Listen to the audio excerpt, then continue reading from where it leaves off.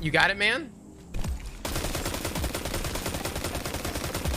There you go. There you go. Oh, let's back it up.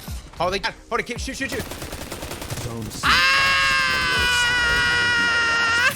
Oh, Jet, he got it. You just killed a bad guy.